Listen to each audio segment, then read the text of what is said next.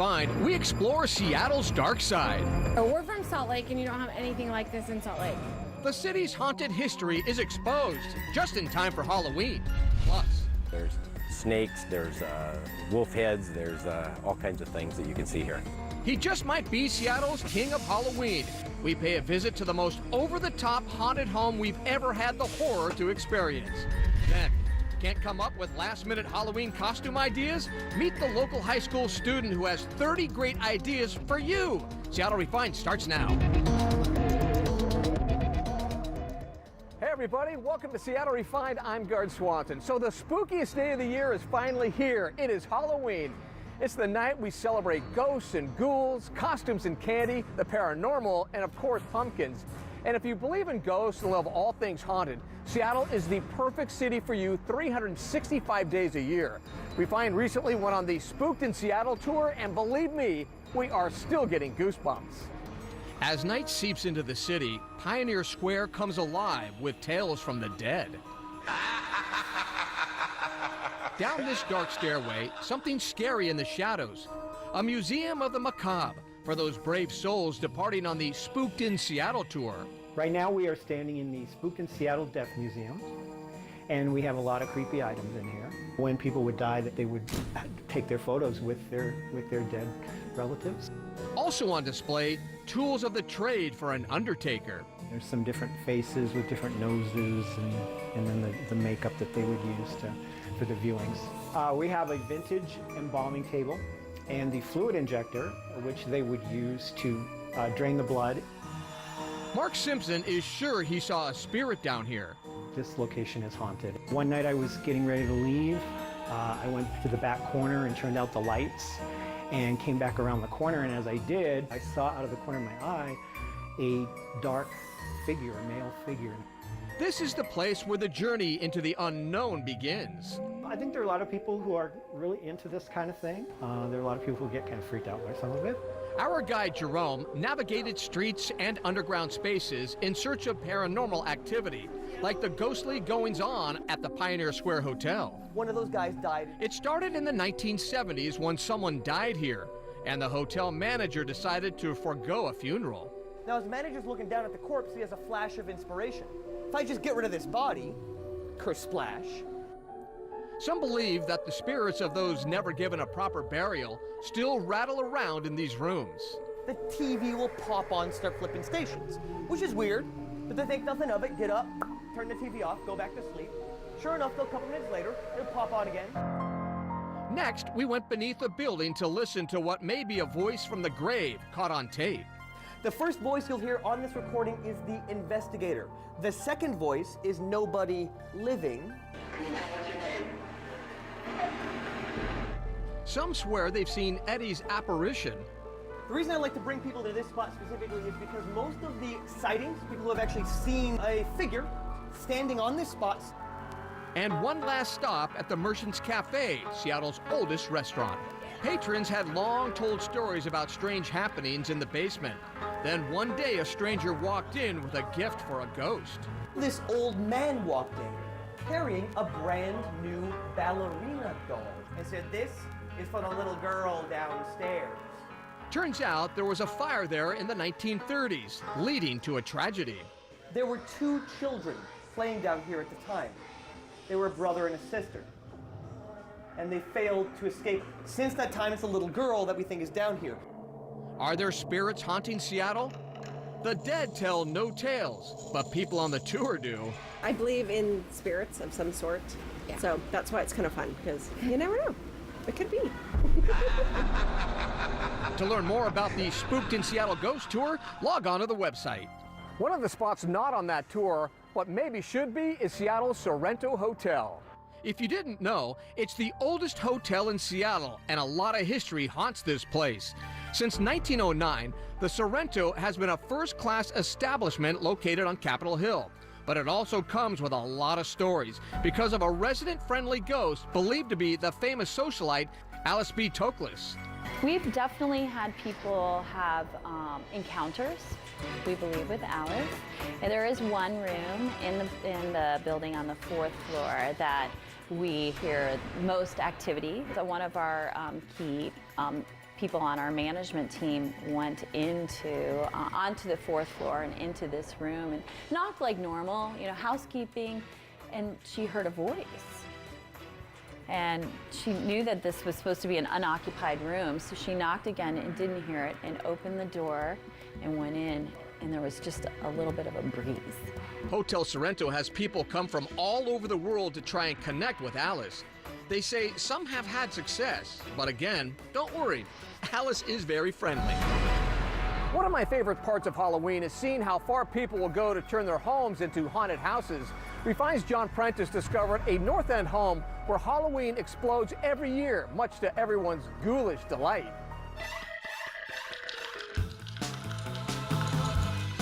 Vampires, ghosts, and ghouls. Oh my! If it goes bump in the night, you'll probably find it lurking in Lake Forest Park tonight at Doug's house. Man, this is crazy. I have no idea what happened, but my wife and I, her parents decorated a lot for Halloween. We started out, we've been married for 42 years, and in 42 years, each year we pick up a couple things here and there and add to it, and after 42 years, it's amazing what you collect. Scary clowns, we've got all kinds of characters, we have zombies, we have pop-up heads.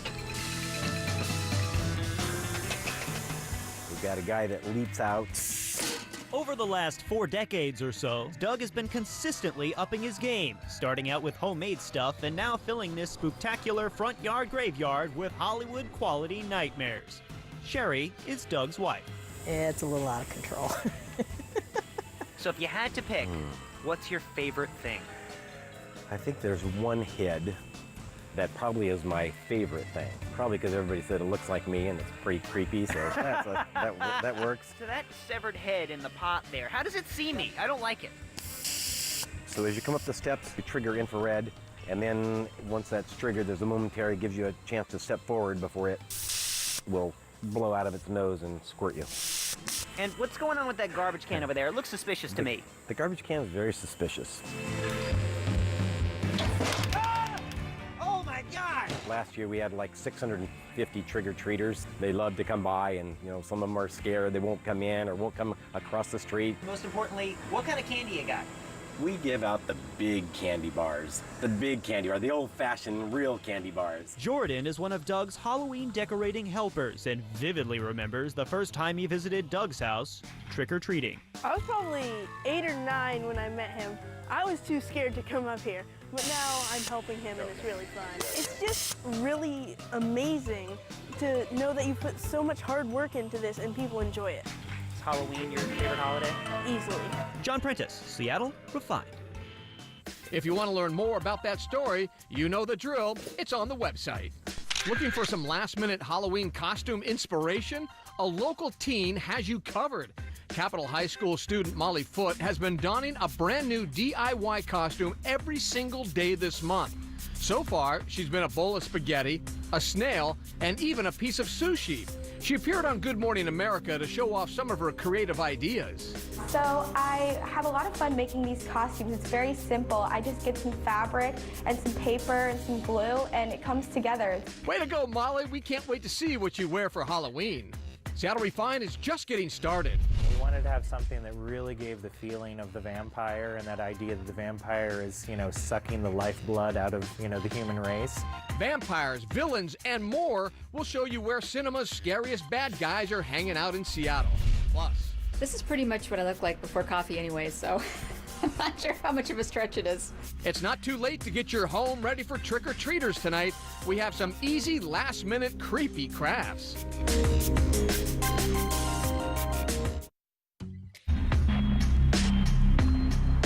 Welcome back to the show. I'm Guard Swanson. So if you haven't done decorating to get into the Halloween spirit yet, tick-tock, the clock is going. So what are you waiting for? Fortunately for you, Refine's Malia Karlinski swung by our sponsor, Seattle Goodwill, for a last-minute lesson on conjuring creepy crafts. Spooky, creepy, and downright freaky. Goodwill is your Halloween headquarters for ghoulishly great ideas. What you've done here is terrifying and brilliant. That's amazing! This is Zoe the zombie. And it's so super creepy, like it's freaking me out. Disturbing dolls, bleeding candelabras, and mummified mason jars are just the beginning. Refined got up close and personal with DIY guide Gary Foy for some easy ways to transform everyday items into haunting decor for Halloween. There is some seriously scary stuff here. Yeah. And this is all from the Goodwill floor. All from the Goodwill floor. You can get everything here. All I gotta do is a little sanding, some spray paint, and boom, it's Halloween. And what's the first thing we're gonna make today? Today we're gonna start with this haunted mirror. Ooh, This ghost scary. mirror. Hey, this ghoul looks a lot like someone else I know. It does. It's my Tuesday morning selfie. I want you to go serious, eyes left, eyes right, open mouth, head tilted, open mouth. First up, Gary took some funny pics of me and cameraman John. Then he did a little photo editing to make sure the snaps look super natural. This is pretty much what I look like before coffee anyway, so I'm not sure how much of a stretch it is. Print them out, and you're good to go. First thing you're gonna need, probably mirror, scraper, the infamous drill gun, some tape, because we want to keep it easy. Just masking tape. Masking tape, Okay. super simple. Sharpie, some scissors, and you're ready to scare. Comes right off. Awesome. Comes right off, boom. And then we've got the back of the mirror. Right. So what we're gonna wanna do is we gotta figure out where we need to scrape. So what we're gonna do is cut these out real quick. Okay. Zombie Malia's pretty scary too. I like Zombie Malia a lot. And then you wanna figure out where you wanna put it. And then grab your trusted pen, Sharpie of course. Okay, so I'm tracing around Zombie Malia. All right, pull that off, and you're gonna grab your scraper. Okay. Now, razor blade, gotta be careful, of course. Make a horrible noise like, oh yeah. Yeah, so you just, and don't go all the way down. This is the key, is you wanna keep it, keep it light enough, because you want that kind of ghost effect. So we scraped off a lot of the mirror from the back, but not everything, right? Not everything. You wanna leave a little on there, a little bit of the actual mirror, and then the backing. Gives it that, ooh, haunting Spooky effect. look, Yeah, okay. yeah. And then now we're just gonna tape it in. I wanna see yours. It's amazing. Do you want me to show you? I don't know, is my skin gonna melt off if I No, look this is at it? amazing. Look how good this came out. I love it. You make a good haunted mirror. I make an excellent zombie, I have to say. What's Halloween without a good mask? So we got some masks here at Goodwill, these cool blanks. Okay. I really like them. You got the kitty blank. Yep. They come in black and white there. We've got a bunch of different styles. This particular style is pretty cool. It's like that Italian, kind of when the plague was out, they used to dress these up. And you can pretty much add anything to it, whether it's spray paint, gems, feathers, goggles, you name it. So let's make some today. Cool.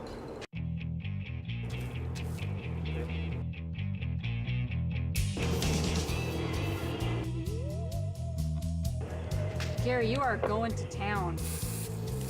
What do you think? Birtalope, yeah? I think it's really scary. What do you think of my pretty kitty? Super cute kitty. Gary, how do you make those cool pumpkin containers for Halloween? Malia, you start with spray paint. Okay. And then you grab these guys. And I think everyone has these in their garage. Yes. Every kid in America's toted these at some point. Yes. Okay, and then what's this? This is a candle pillar. Super simple, inexpensive on the floor. Grab this, and we're gonna pair it all together. And then we're gonna spray paint it black. Black, of course. Okay. And we just fill it with candy, right? Yeah, just get the candy in there and you're good to go. I can't believe how much candy it holds. It It's holds, like- holds a ton. And you could set these out for kids to come get candy, or you could leave it in-house and then you could get candy. Oh. Malia Karlinski, way wigged out for Seattle Refined. To watch that story again or see more of Malia's trash to treasure tips, log on to the website. Still ahead, movies' most menacing monsters are celebrated here in Seattle. Plus, inside one of the Northwest's most haunted places. Tell me about that lady up there hanging from the ceiling. What's the deal with her? That's Kathleen. That's one of the resident ghosts we have here. We'll be right back. Seattle's. Welcome back to Refined. I'm Guard Swanson. I'm not a huge fan of horror movies, but most of the Refined staff is. So we took an unscientific poll to get their picks for the scariest movie ever. Managing editor Britt Thorson says it's Psycho. Executive producer Scott Rondo is still freaked out over Silence of the Lambs. Producers Kelly and Jenna need nightlights after watching Dawn of the Dead and The Ring. As for me, it's got to be Tales from the Crypt. If you're a fan of any of those flicks, a new exhibit at Mopop might just have you screaming for more.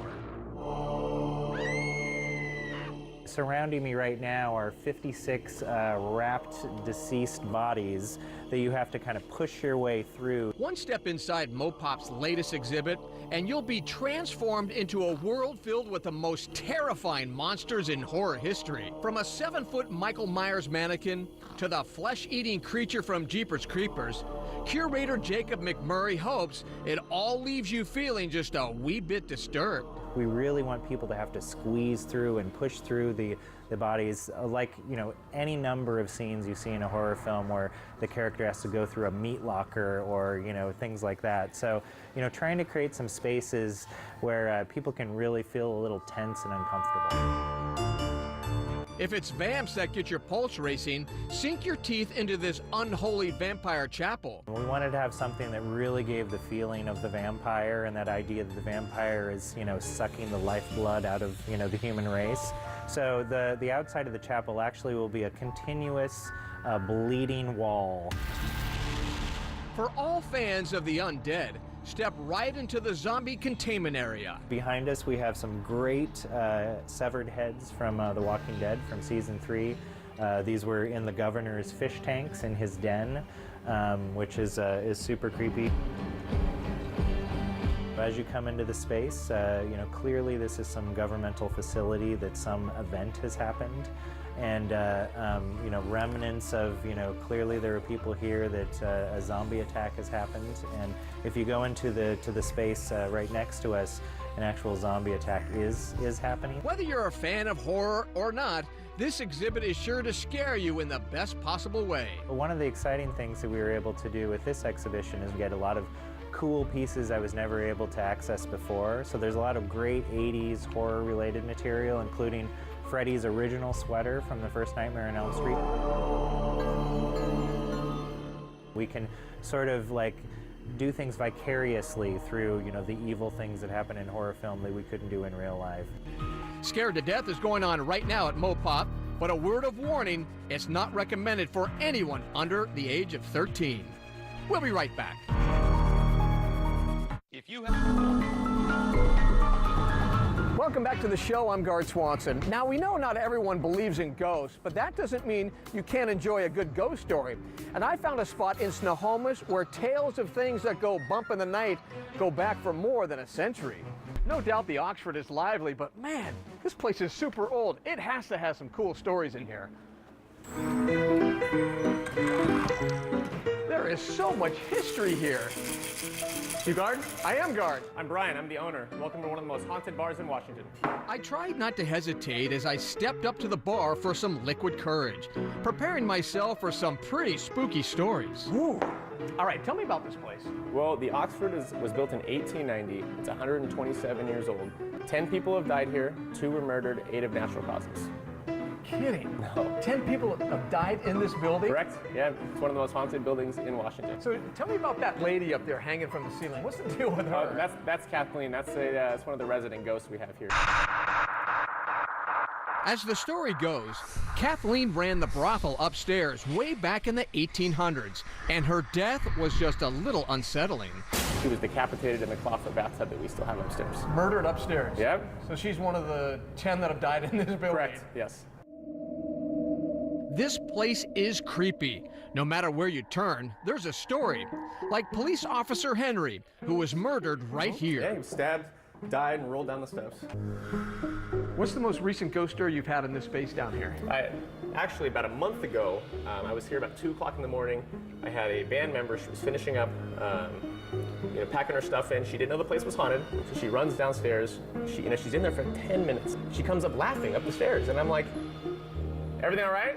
She's like, "Yeah, you have the nicest bartender downstairs. He told me the whole history about the building and about Henry and Kathleen." Sweetie, I'm the only one here. I'm the only person here. And she just instantly pauses, turns white, walks over, picks her guitar up, and walks out the door. Brian, I'm out of here. Hey, I love your place. I'm out. See you, dude. Thanks to all the folks at Seattle Haunts for providing our ghosts at Oxford Saloon. To learn more, log on to our website, SeattleRefined.com. All right, that's going to do it for today's show. I'm Guard Swanson. Thanks for joining us here on Seattle Refined, and happy Halloween, everybody.